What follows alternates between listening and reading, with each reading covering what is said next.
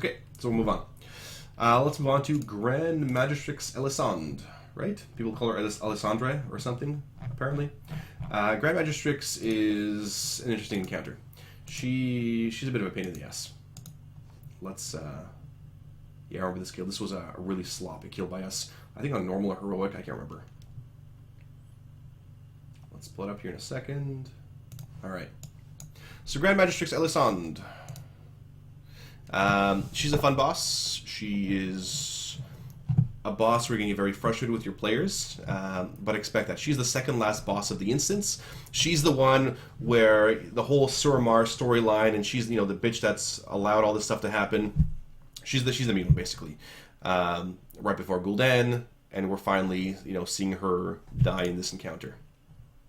All right, so this encounter is, it's multi-phased. Again, the abilities get more complicated over time. Some abilities stay pretty consistent throughout the entire section as well. Where are you? Grand Magistrix. All right. So this one has lots of balls, lots of orbs, lots of elementals, more balls than Richard Simmons. Yeah, I'll go through the fight here as we go. So the first thing is the elementals. The elementals are probably the most important thing on this encounter because they make the fight easier or more difficult for you. There are two elementals that spawn. The first one, that one, is a recursive elemental. I mean, it's basically the slow elemental. It does not move. It casts. The cast is interruptible. So if you can interrupt it, great. And then there's the expedient. The expedient spawns somewhere nearby afterwards by the red beam. You can drag the expedient over. Expedient means fast. So you'll see how the orbs they interact with each other. Again, they do stagger the spawn rates, right? So recursive spawns first. You typically want to kill it first. If they spawn pretty much close to each other, you want to kill the expedient first because it gives you a massive buff. So here we're dragging it over, almost like a triangular position for the boss, because these orbs are going to spawn. So watch what happens in a second. So watch. So by going to the purple orb, I get a haste buff. Time flows 30% faster for me. I cast faster, I attack faster, I move faster if I have that buff. It's a buff on me for about 25 seconds, and then it expires, and then we'll get another one. So as a DPS, as a player in general, you want to try to keep this buff up as long as possible on you to do more damage, to do more healing, to make your life a lot easier. This big ring, the Arcanic Ring, comes from around the room and is targeted, you know, fairly centralized. When these rings go through you, they do damage. So you want to try to dodge these rings as well as you can. If the rings pass through the purple or blue orbs, they either go faster or slower, making it easier to dodge. You'll see what I mean. So here we have a singularity. I'll talk about that ability in a minute. See, look what happens. The three orbs, they go through the slow orb. They go through a lot more slowly, giving me a gap in order to run out. I bubbled that one, so not a big deal. Now, again, 4 people died right away, right? So it does a ton of damage. If you are going to get hit by an orb, and I mean, it's going to happen sometimes, try to get hit by only one. So, like, run through it rather than waiting for it to come to you, because one orb you can survive. 2 orbs will kill you. So these people that died, they got hit by 2 orbs. And now the other thing is these little singularities that spawn. They're the purple puddles. They target either ranged or healers. So you can control where they spawn. Where you want to place them is on the outside, because nobody should be out on the outside anyway, right? You're always on the inside of the room. So if you can, try to spawn them on the outside of the room, and they spawn these big puddles. The puddles, they're like Phase 2 Xavius puddles. You guys remember those, right? The little ads. When you kill the ads, they spawn a big puddle, you stand in it, take damage, and you soak it and get more corruption. Similar here, you take damage, they shrink. You can stand in there with a bubble or your divine protections or whatever to make the puddle smaller. So here we're going through phase 1. There's a puddle still on the ground. And see, we're telling everybody get it on the outside for little singularities. The timer was really, really off when we did this encounter a couple times. Yeah, here we have the arcane rings again. And see how easy it is to dodge? That is your goal. You want to hide behind the blue one because it's slow and that gives you enough of a gap. Here's the singularities. We want to dodge the attack. So wherever people are standing, she'll throw little purple orbs. You can see them land, right? Wherever people are standing. At the same time, you're dealing with more of these ads. So right now, a recursive elemental spawned. Okay, so we get our haste buff. I'm standing right now on purpose in order to shrink this. I'm healing myself. And then you want to kill the elementals. So the difficulty in this fight is controlling the time at which the elementals die and getting the expedient buff. You want to keep it up as high as possible, kill it. There's the blue orb on the other side, so we want to bring them a little bit closer. So expedient's going to give you that haste buff, right? Now, if you run into the blue orb, you now get a slow buff. And you'll see me do that later on. It was a really like jackalope moment where I ran into the slow buff and slowed myself. I was a lot slower to move on your cooldowns. At 10%, you'll transition her, and basically you'll move into phase 2. Yeah, the bigger dome, the better. Well, yeah, bigger domes are better, right? Purple is where you want to be. Blue is where you not want to be. So here she goes into phase 2.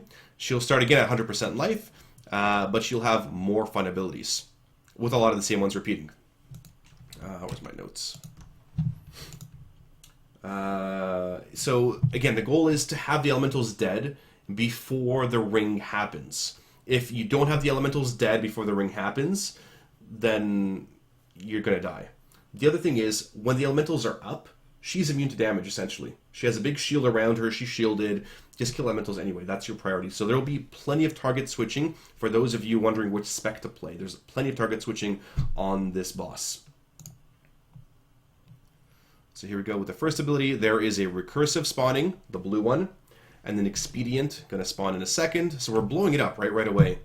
And there's the shield that the recursive casts, right? She can't take any damage right now. You can interrupt the blast that he's doing right now, and then the expedient is going to get dropped over or brought over to us. And again, the recursive does not move. Do not stand near it. The next ability here is a big blast. She just blasts basically whoever she has targeted. Don't stand in that target. Again, this weak aura thing is gone, so you cannot use DBM arrows. All that stuff is gone now for raiding. Blizzard has disabled that. So there we kill the blue one, and there we're going to kill the expedient right now, get the purple buff. You see how close timing was? So we had a bunch of people dead, right? So the timing was pretty close there. At this point, we should have all gotten the haste buff and be hiding behind the blue one. So this is going to be really tough for people to dodge. A bunch of them are going to die. So I get behind it really quick, and then I try to just inch out. So again, a lot of people are dying because of the orbs. That is really the main mechanic of it, dodging those orbs. And again, you make the fight more difficult by spawning these little circles in the middle of the room where you're supposed to be standing. But yeah, so in previous iterations of this boss, the more people that stood in the dome, the smaller it got. So think of scenarios, the green patches on the ground. The more people that jump into it, the smaller it gets. The last couple PTR or beta versions, it did not shrink. So really, you could theoretically just stand in it the entire time with a buff. However, if you stand in it the entire time, you are going to spawn singularities on that spot.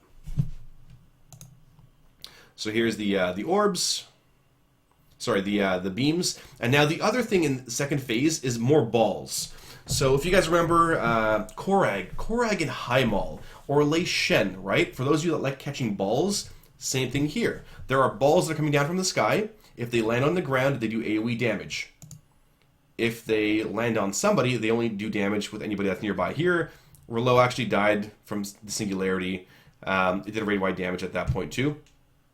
I'm pretty sure, yeah. See how I run through it? If you're going to get hit by an orb, and I knew I was going to get hit, I popped a cooldown and I ran right through it. There's a recursive spawning. But yeah, like you'll have assigned people that have quick mobility to go soak various sections of the room and catch those balls. You'll be ball catchers.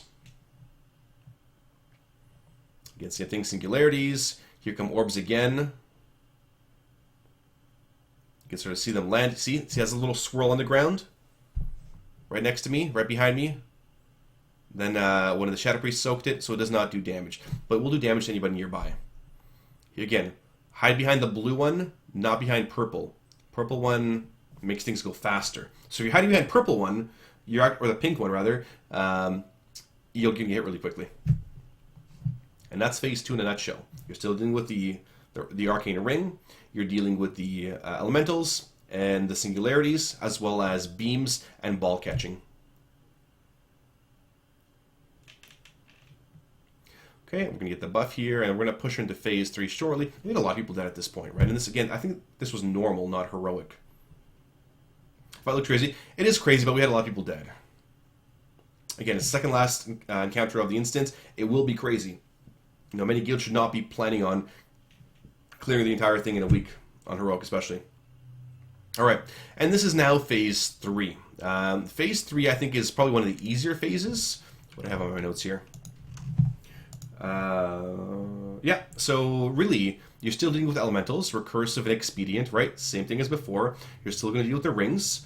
You are going to deal with ablative pulse. Now, ablative pulse is, okay, it's a tank thing, but it's interruptible. It's on the boss. Kill the recursive in order to break her shield so you can interrupt it. Right? You want to have that as a priority right now. You just got to blow it up. And then again, look how, I mean, we're so far behind with all the DPS dead that we're not able to kill those elementals in time. That's what's going to happen to wipes. It'll be a domino effect. Your DPS not able to kill it in time.